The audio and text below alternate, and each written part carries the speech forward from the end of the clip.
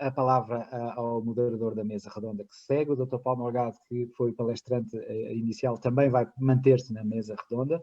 Portanto, pedia a quem não seja orador neste momento para apagar os seus vídeos, por favor, apagar os vídeos e deixarmos na mesa redonda apenas quem deve estar. E possam, por favor, pôr as vossas questões pelo chat. Eu vou estar na ajuda ao nosso moderador, Engenheiro Domingos Pereira, para também lembrar o chat que possam haver aqui. Sem mais, Engenheiro Domingos Pereira, que é o vogal do Conselho de Administração dos Serviços Partilhados do Ministério da Saúde EPE, nem mais a propósito, a deixa ficou dada, infraestruturas e interoperabilidade de dados é o tema desta nossa mesa redonda. Muito bem, então, muito boa tarde a todos. Agradeço naturalmente ao Dr. Paulo Nunes o amável convite que nos fez. O tema em si da interoperabilidade é alguma coisa que está connosco na saúde desde há muitos anos e, portanto, eu começaria por apresentar os colegas que vão participar comigo nesta reflexão, que são exatamente o Dr. David Vieiro, colega diretor dos Sistemas de Informação da Luz Saúde, o meu colega e amigo João Figueiredo, também diretor dos Sistemas de Informação da Misericórdia do Porto, o meu colega também e amigo Renato Magalhães, diretor dos Sistemas de Informação do IPO do Porto, e enfim, faltam-nos desta vez outros colegas que naturalmente gostariam de participar também nesta reflexão. Eu deixaria para este grupo de colegas, diretores de informática, 3 reflexões e eventualmente poderíamos, se concordassem, digamos, responder em rotação e talvez, enfim, uma de cada vez, todas ao mesmo tempo, mas a minha primeira questão é o tema da interoperabilidade. Nós vimos a falar de interoperabilidade desde sempre e eu diria que hoje a interoperabilidade é um dado adquirido, ou seja, não há arquitetura nenhuma de sistemas de informação que não pressuponha a necessidade de interoperar entre si, pela simples razão de que não há aplicação nenhuma que consiga suportar todos os processos clínicos e digamos, administrativos que qualquer entidade de saúde, seja ele um hospital, um centro de saúde, quer que seja, possa, no fundo, praticar. A minha questão é esta. Eu acho que, neste momento, a interoperabilidade é uma matéria bastante madura, isto é, temos instrumentos, temos protocolos de facto e de jure e temos também muita competência nesta área. A competência pode não estar toda, enfim, nas unidades, mas o que é verdade é que o mercado hoje nos oferece, o mercado, e refiro-me ao mercado português, nos oferece um conjunto bastante alargado de especialistas capazes de saber especificar, saber protocolar e saber implementar sistemas de interoperabilidade nas suas diversas formas. Portanto, esta era uma primeira questão que eu deixaria ao grupo, se o grupo está de acordo comigo e, eventualmente, estando de acordo ou não, eventualmente o que é que falta para que a gente possa utilizar, possa garantir nas nossas aplicações, nas nossas arquiteturas, estes novos modelos de interoperação. A outra questão que está relacionada com esta, que seria a minha segunda questão, é exatamente a certificação das aplicações, ou seja,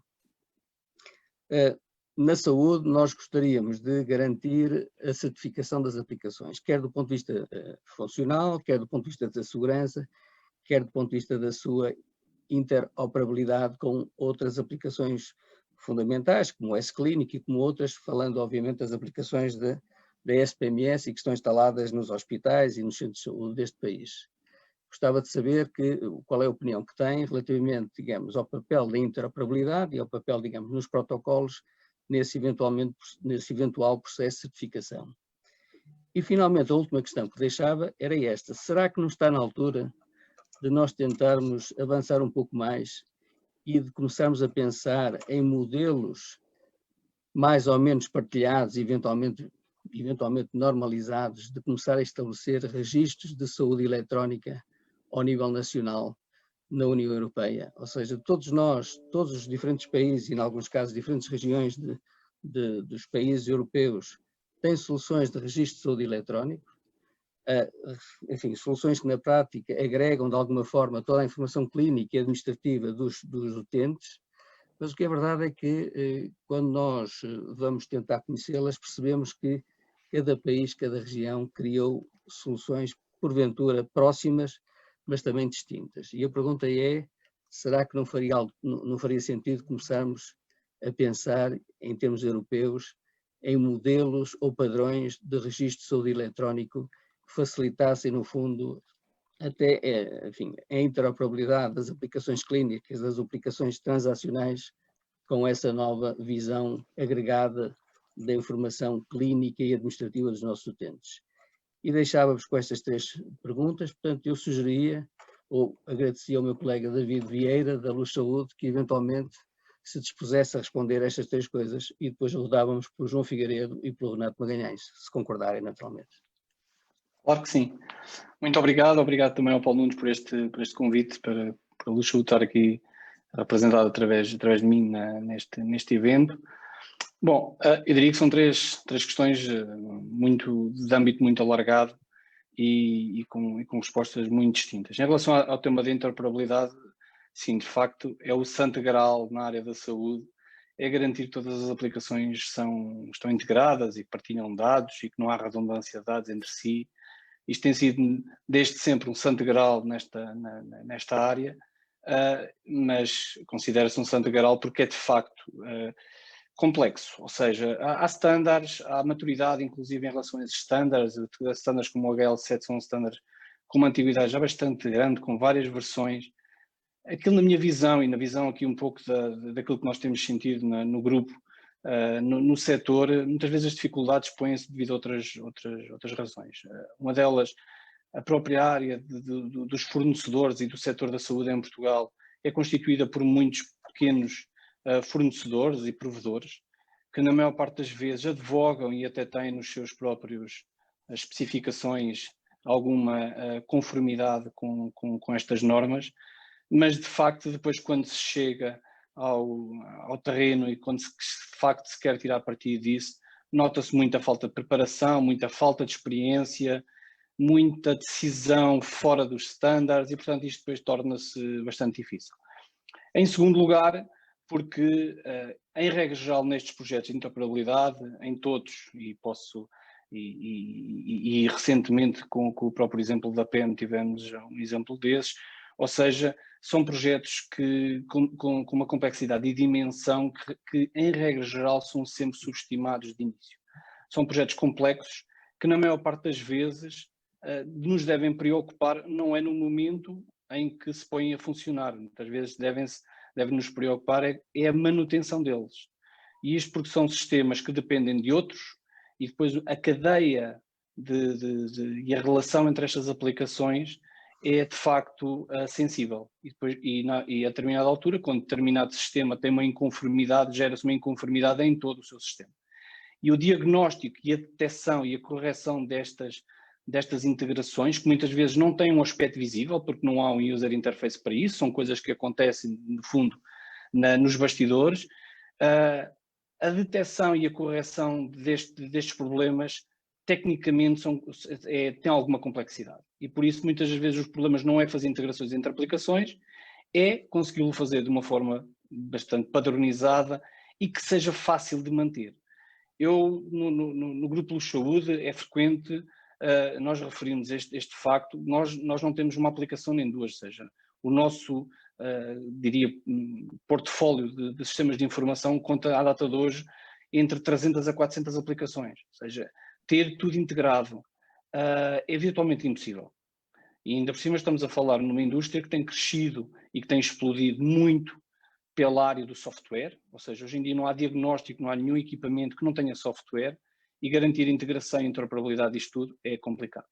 No entanto, e falando aqui um pouco também no motivo desta conferência, da interoperabilidade e no fundo da integração de dados e a partilha de dados entre o Sistema Nacional de Saúde ou as entidades públicas e as entidades privadas, acho que, no entanto, temos dado alguns passos muito importantes. Penso que a SPMS, nesse aspecto, tem tido um papel importante e penso que irá, com certeza, continuar no futuro.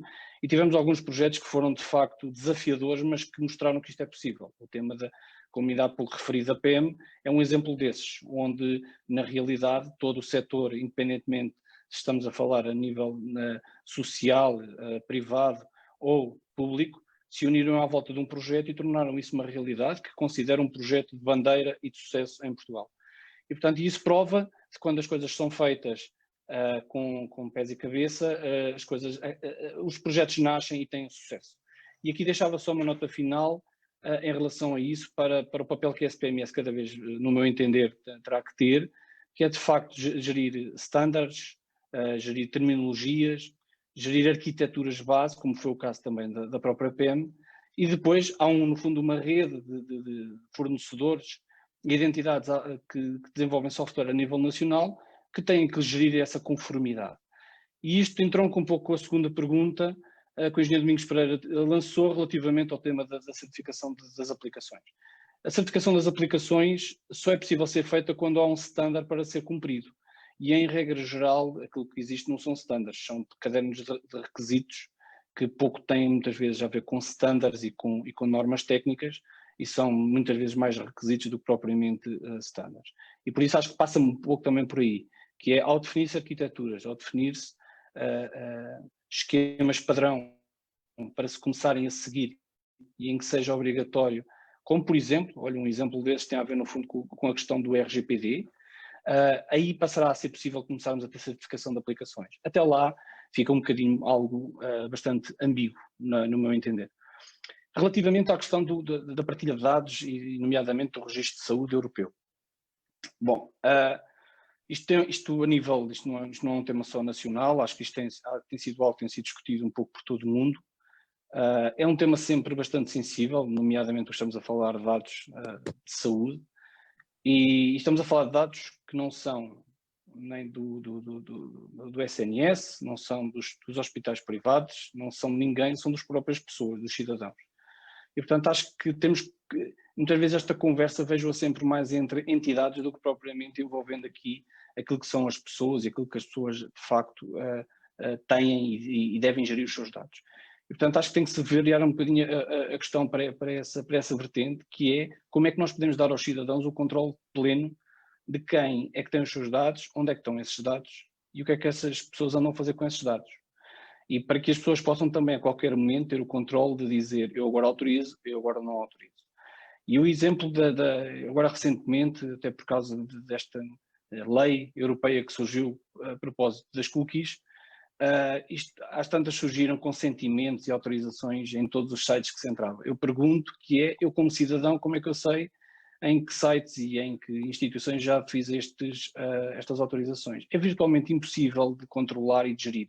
E portanto há aqui um pseudo-controle que na realidade ninguém tem, nem o próprio cidadão. E portanto penso que aqui é algo também na área de interoperabilidade de dados e nestes registros de dados centralizados, eu acho que é preciso em primeiro lugar reforçar este papel daquilo que é o controle que o cidadão tem, estejamos a falar de dados de saúde ou outros dados mais administrativos do próprio cidadão que tenha, não é? Muito obrigado, David. Então agora passaria a palavra ao João Figueiredo, também sobre as mesmas 3 questões. Boa tarde a todos, agradecer desde já ao Paulo Nunes a loucura de me ter convidado para este tipo de fóruns, porque eu sou sempre um bocadinho polémico, já estou a ver ali o Renato a rir-se. Enaltecer a intervenção do Dr. Paulo Morgado também, excelente intervenção, e convidá-lo desde já, quando for possível socialmente, se nos quiser visitar, nós gostamos muito de fazer networking aqui no Norte, portanto, abrir aqui a porta também para que se possa juntar aqui a uma área de CIOs e ver essa sua paixão pela sua apresentação nesta área, para nós é sempre uma mais-valia de transformação digital. Ao David Vieira, os meus cumprimentos e também disponibilizar-me para o julgar necessário, sempre necessário. Um abraço ao Renato, estamos sempre em comunicação, portanto somos amigos de casa, portanto não há. E enaltecer ao Domingos, que não envelheceu com este novo cargo, é um amigo de longa data, sou fã do Domingos há muitos anos, portanto, a Domingos, aquilo que eu te dizia, repito aqui neste fórum, isto vai ser como o Sporting, para o ano é que é. Portanto, vamos em força, que estamos contigo e apoiar-nos em relação à SPMS, podes contar de certeza com todos nós. Falar de interoperabilidade é falar da Torre da Mesopotâmia, de falar da Torre de Babel. O David falava do Santo Grau e eu agora falo da Torre de Babel, dos sistemas de saúde, que era a torre que queria chegar ao céu. Portanto, isto é sempre uma tarefa incompleta, e depois de vermos tanta gente a falar idiomas distintos, e termos cerca de, na Misericórdia do Porto, também à volta de 300, 400 sistemas aplicacionais, já para não falar em módulos aplicacionais, muitas vezes proprietários de marcas e em regime de outsourcing, caímos muitas vezes em sermos vítimas de uma tremenda confusão e impede a conclusão da tal torre monumental. Portanto, estas coisas da interoperabilidade é uma never-ending story. É a ideia que eu tenho. Todos os anos vejo isso como tema, todos os anos está em número 1 do top mais, mas de repente deitamos todas as mãos à cabeça porque realmente a velocidade com que temos que entregar soluções hoje em dia implica muita agilidade. E para conseguir troca destas informações é imprescindível adotar padrões. Portanto, falámos aqui de padrões, seja a nível da HL7, seja depois o IMS também nos ajudar nessa área, seja o NEMA, seja a interoperabilidade que queremos e que queiramos aqui dizer. Mas eu acho que devemos ter um ponto de vista estratégico nestas áreas. Portanto, temos que definir quais são os objetivos principais da interoperabilidade. Se nós não conseguimos estabelecer essa meta, dificilmente, e o meu desafio não é diferente dos outros, mas é diferente se eu olhar para o cidadão. Porque eu de repente não tenho só a saúde, tenho a educação, tenho a área social, tenho um cidadão Misericórdia do Porto, ou se quiserem um cidadão Cidade do Porto, ou um cidadão Distrito do Porto, que de repente quer ter um ponto único com a trust que o Dr. Paulo Morgado falava, a tal confiança que temos que ter nos dados que temos disponíveis e ter um ponto único. A administração pública julgo que lançou uma plataforma de interoperabilidade na administração pública que permite de repente ter um ponto único de todo um conjunto de informação administrativa. A saúde tem que fazer igual. A saúde tem que ter um ponto. E a saúde e a área social não se podem desprender. Se repararem, eu não gosto muito de falar dos contextos atuais nem do fim do mundo, mas se repararem no contexto atual, de repente nós nunca tivemos dados de todos os sistemas de uma vez só. Eu diria que para o ano vamos ter um filme em grande com os apanhados, porque não houve uma única conferência de imprensa em que nós tivéssemos dados em que eu confiasse. Nós de repente já não confiávamos naquilo e não confiamos naquilo que nos transmitem. Porquê? É tanta gente a dar dados, é tanta gente com falta de eficiência a nível nacional que de repente ninguém confia. Portanto, eu diria que há aqui 5 pontos para a primeira questão fundamental. Temos maturidade nos sistemas de informação? Sim. Precisamos de mais Paulos Morgados, desculpa a minha expressão, no mundo. Portanto, nós precisamos de ter este alinhamento com os boards a nível nacional, ou com os Domingos Pereiras do mundo. E o que é que eu quero dizer com isto? Bem, nós temos que ter uma continuidade assistencial.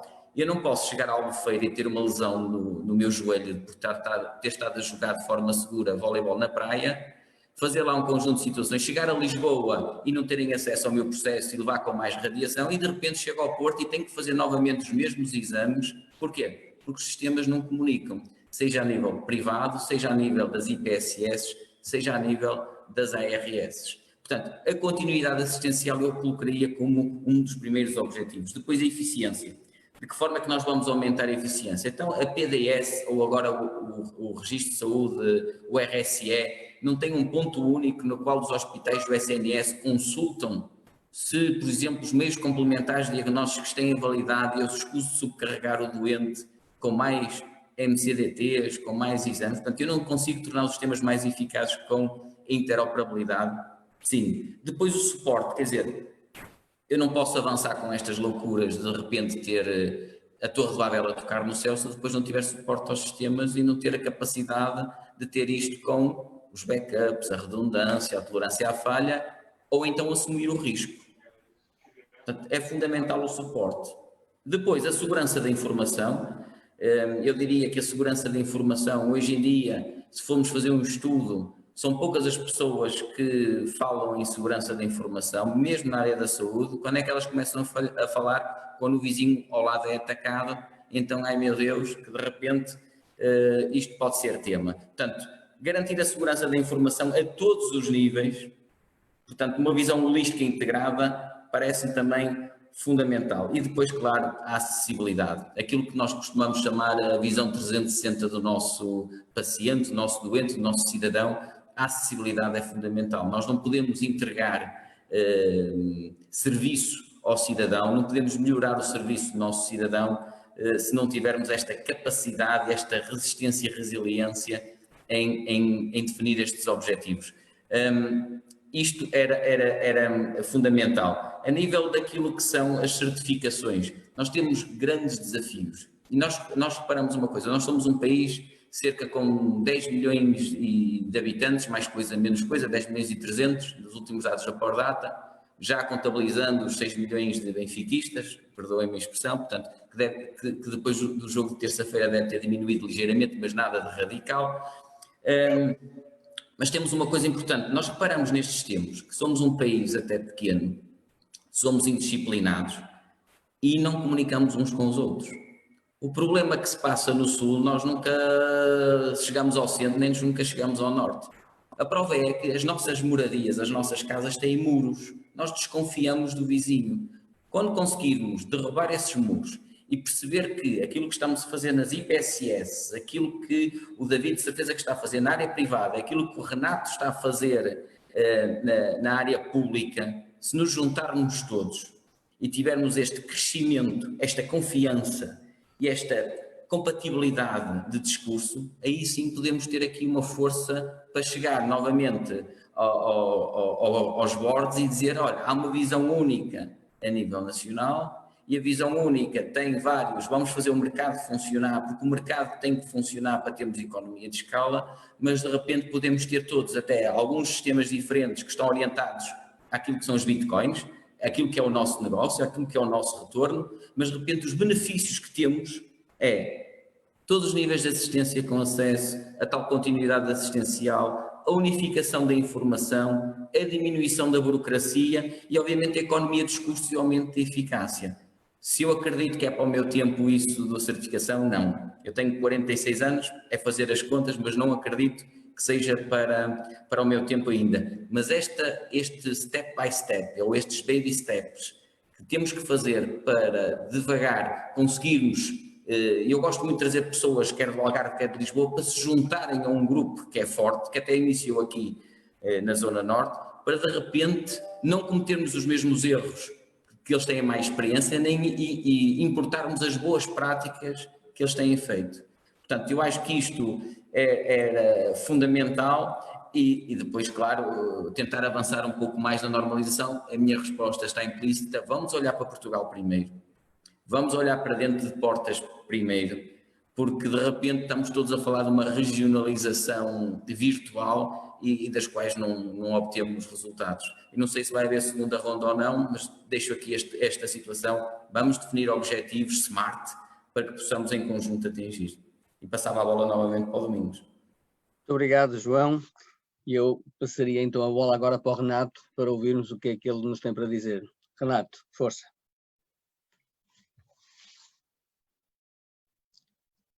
Ora, perdemos o Renato.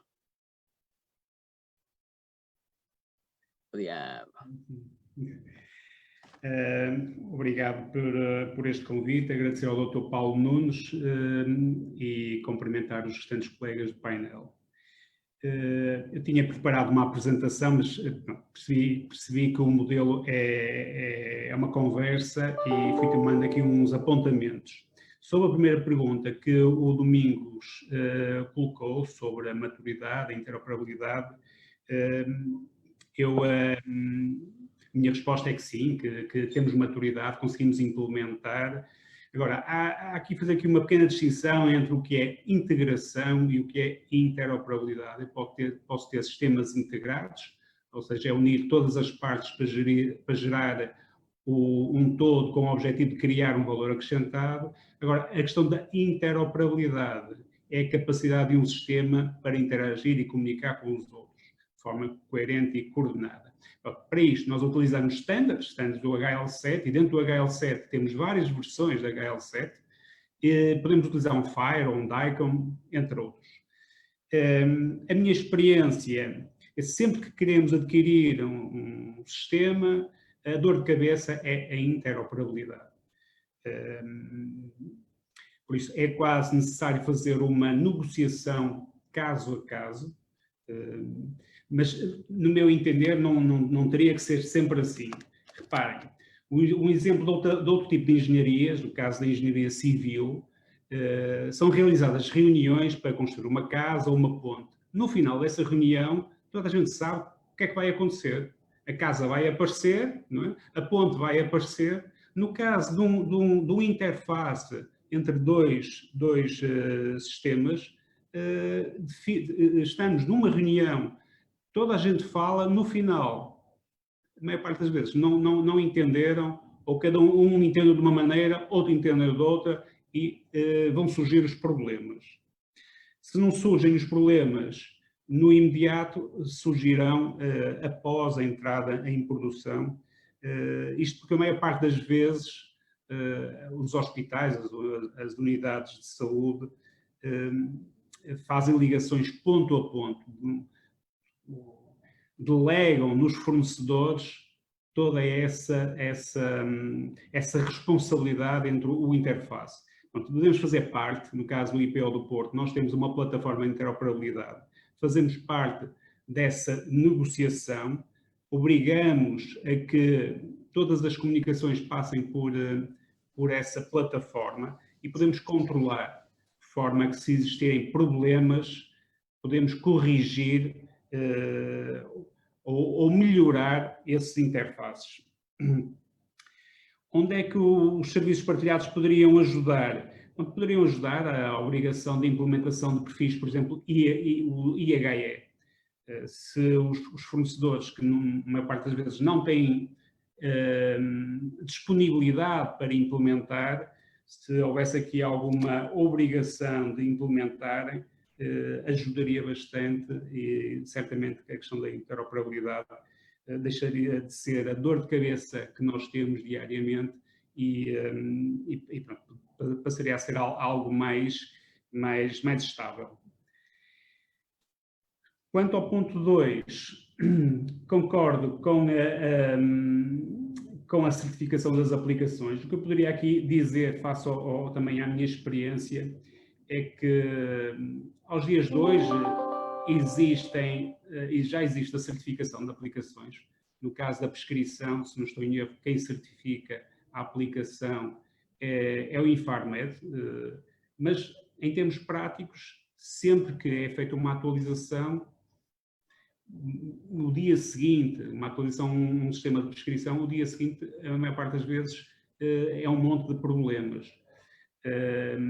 O que é que eu sugeria na questão da certificação? A obrigação dos fornecedores aplicarem testes automáticos, de forma que, no final, antes de passarem a produção, ou seja, durante os testes, fossem feitos testes automáticos, de forma a garantir que as regras de negócio continuavam ativas. Né?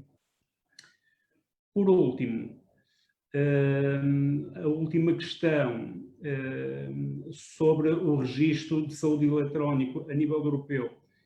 Eu penso que estamos a caminhar nesse sentido.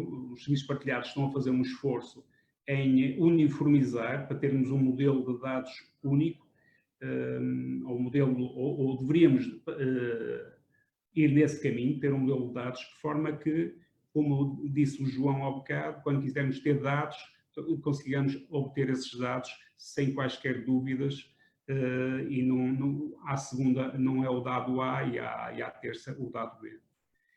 Era este o meu contributo. Obrigado.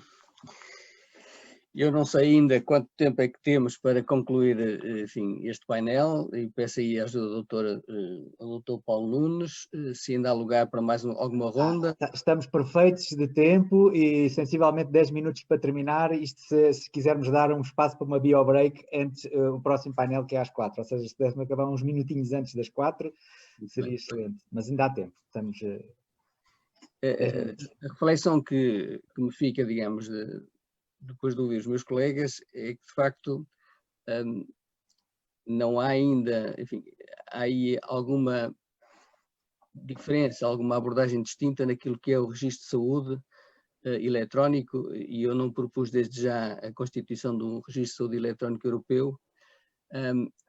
A minha proposta era mais no sentido de começarmos a tentar construir alguma coisa que pudesse também constituir-se como um modelo, não é? Até porque, como dizia o João, penso que o João é que abordou isso, e penso que o nosso colega, o David Vieira também, cada vez mais o cidadão português ou de outra nacionalidade, enfim, tem, no que respeita à saúde, a saúde e a sua circunstância social são manifestamente matérias que estão muito próximas e, portanto, há aí um conjunto de informação que cada vez mais necessita de ser agregado e naturalmente protegido e eventualmente também, como dizia também o David, com a garantia do consentimento que fica sempre, digamos, do lado do próprio cidadão.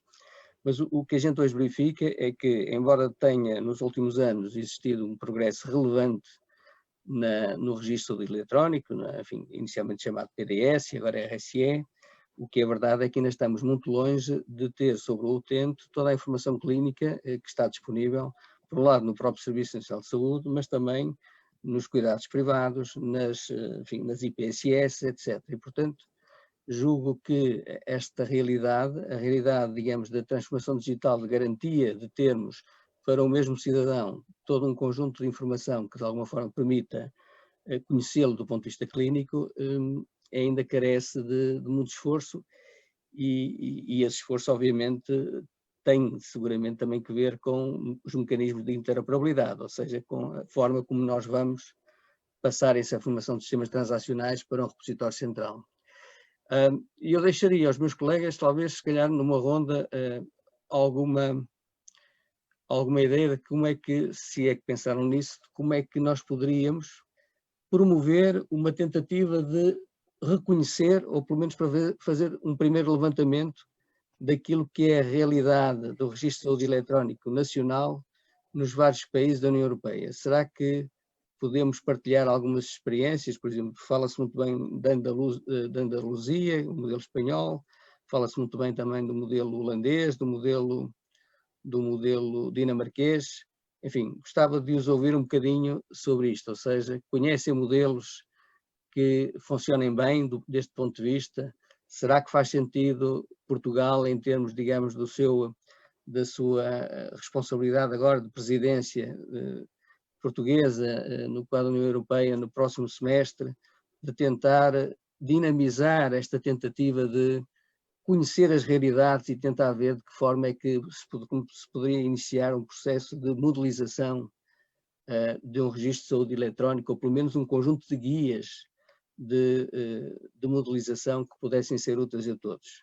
Pediria aos meus colegas para uma última resposta a este desafio, começando naturalmente também pelo David e avançando naturalmente.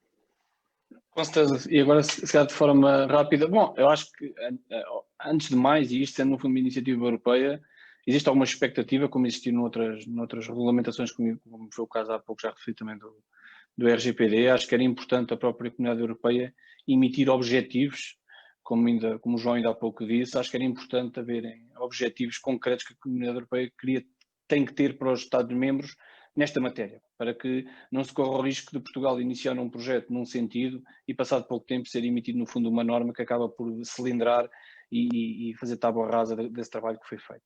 De qualquer forma, e de forma até preparatória, acho que é preciso, obviamente dentro do espaço europeu, ver inúmeros exemplos. Itália também tem um exemplo bastante interessante do ponto de vista de partilha de dados, e acho que há muitos exemplos na Europa para ver alguma inspiração. Não é preciso, garantidamente com a dimensão que Portugal tem, estarmos a reinventar a roda, quando garantidamente existem casos a nível europeu que podemos ver e nos inspirar. Por último, só aqui relativamente a esta nota que foi dada, relativamente também à própria participação das entidades privadas nestes ecossistemas de saúde, eu acho que há aqui um tema importante que particularmente sinto que não foi cuidado nos últimos anos. Ou seja, quando se fala nestas questões, é importante as entidades privadas e que quando são chamadas a participar nas coisas sejam convidadas a participar de uma forma bastante prematura e não é quando tudo já está definido e quando tudo já foi decidido que chamam os privados então para fornecerem dados. Depois, é como disse, é preciso que nós o possamos fazer e as entidades privadas de saúde o possam fazer com esta participação de dados, mas sempre com a noção e com a certeza de que o nosso cliente vai autorizar e tem consciência de que é do interesse dele que essa partilha seja feita. Quando esses princípios estiverem garantidos, não vejo porque é que as entidades privadas não há de participar nesse esforço, como têm participado noutros sempre que estes objetivos estiveram alinhados. Por isso não penso que isso seja um entrave. Obrigado, David. Passaria então agora ao João. Bom, eu apontava aqui os países que eu acho com os quais podemos interagir: Dinamarca, Alemanha, Itália, Noruega, Holanda e o Reino Unido. Isto porque, não que eu seja um obcecado por aquilo que são as certificações e aquilo que é o nível de maturidade IMSS, mas são países que têm hospitais em nível 6 ou em nível 7 de dimensão. E alguns deles têm 80 milhões de habitantes, outros têm 5 milhões. No caso da Noruega e da Dinamarca tem cerca de 5 milhões de habitantes, 6 milhões. A Holanda com cerca de 20 milhões e os outros, a Alemanha e a Itália já com 80 e 60 milhões e o Reino Unido também. Portanto, julgo que estes que eu mencionei aqui, população, comparando o número de hospitais por 1000 habitantes, portanto, fazendo aqueles rácios, julgo que são aqueles com os quais nós nos podemos comparar de uma forma tranquila. Onde é que nós temos que vender isto e de que forma é que nós temos que vender isto a nível superior, se quiserem, a nível do governo e a nível internacional? Com 3 pontos: o benefício para os doentes, o benefício para o sistema de saúde e o benefício para os clínicos. São estes 3 temas. Nós não estamos a falar de mais nada, porque são os clínicos que vão fazer com que... São os clínicos que vão salvar vidas. Nós podemos aqui dizer que todos nós somos stakeholders e fazemos parte do processo de evolução, mas de repente é nestes 3 pontos que nós temos que vender o produto. É utentes, pacientes, sistemas de saúde, portanto, aquilo que nós chamamos legalmente healthcare systems, e obviamente os benefícios para os clínicos. E depois a revisitar de que forma que esta maturidade que o Domingos estava a falar nos países, de que forma que nós podemos fazer quase um benchmark e fazer esse business case em Portugal. O nosso grande problema é que durante anos tivemos uma tecla em vários teclados de governo que se chamava reset. Agora essa tecla, julgo que retiraram essa tecla do teclado e de repente conseguimos ter aqui programas evolutivos, portanto, pessoas com capacidade para dar continuidade àquilo que foi bom. O Renato há pouco falou da PEM, eu sou um defensor bastante conciso e acredito mesmo que a PEM foi algo que foi disruptivo, mas de repente não temos mais PEMs em lado nenhum, ou seja, de repente parou e tudo voltou à estaca zero e estamos todos vocacionados, se calhar, para ainda melhorar e fazer versões novas da PEM. Portanto, eu diria que se conseguirmos fazer este current state destes países, conseguimos fazer este digital gap que podemos ter quer entre as nossas instituições, quer entre estes países. Obrigado, João. Renato. Eu diria, como países com os quais podemos aprender alguma coisa, ou podemos olhar também para a estratégia deles, eu diria, apontei aqui a Escócia, os países nórdicos e a Inglaterra. O que é que nós precisamos? Precisamos de governança da informação, trabalhar a parte da segurança e da cibersegurança, capacitar os profissionais, termos indicadores comuns para os serviços, né? E acho que um ponto muito importante é empoderar aqui o cidadão, fazer com que o cidadão adira aqui à parte mais tecnológica, que seria já uma grande ajuda. Muito bem, então, muito obrigado. Penso que terminaste, Renato, foi? Sim. Muito obrigado a todos e pela vossa participação e pela generosidade que tiveram em participar, no fundo, comunicar os vossos pontos de vista. E eu passaria a palavra ao Dr. Paulo Nunes de Abreu, agradecendo mais uma vez esta oportunidade. Muito obrigado. Muito obrigado a todos. Eu pedia uma salva de palmas à assistência, uma salva de palmas. Podem neste momento ligar as vossas câmaras de vídeo, se quiserem, para aplaudir este excelente painel, porque de facto é um painel extraordinário e através do vosso aplauso podermos mostrar aqui que o virtual não significa distante. Estamos aqui convosco, uma grande mesa redonda que felizmente está live no Facebook e, portanto, depois podemos revisitar este vídeo